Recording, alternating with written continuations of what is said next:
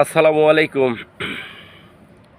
ইদানিং ফেসবুকে, ইউটিউবে, বিভিন্ন গণমাধ্যমে জামাতের কিছু নেতাকর্মী আছে, মগ নতুন প্রধানমন্ত্রী জনাব তারেক রহমান এর উদ্দেশ্যে কিছু কথা কইতে আছে।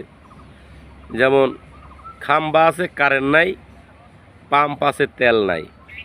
এই সমস্ত যারা গণমাধ্যমের সামনে যারা এই সমস্ত কথাবার্তা বলে, মুইহা করে কমু শেখ হাসিনার আমলে কারেন্ট কি আসলো ঠিক মতন? হ্যাঁ, শেখ হাসিনার আমলে কিন্তু কারেন্ট এরছেও জ্বালাইছে।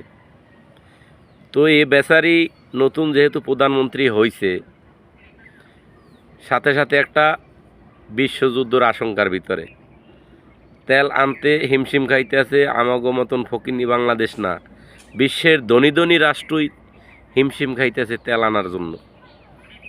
তো এই সমস্ত যারা ব্যবহারগুলো করেন, দয়া করে মুই হ্যাগরে কইতেছি, ভাই আমনের জায়গায় আমনের ফ্যামিলি চালাই দেন কেমন লাগে?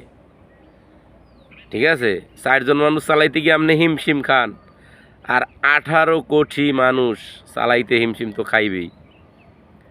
কোন খাম্বা আছে কারেন্ট নাই, পাম্প আছে তেল নাই।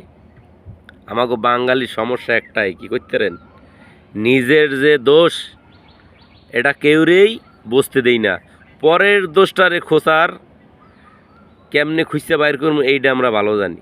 এইলা আমাকে বাঙালির অভ্যাস। তো আমরা চাই এই সমস্ত রাস্তা থেকে যাতে আমরা বাইরে যাই। ধন্যবাদ সবাইরে। ভালো লাগলে সাবস্ক্রাইব করবেন পরবর্তী আপডেট পাওয়ার জন্য।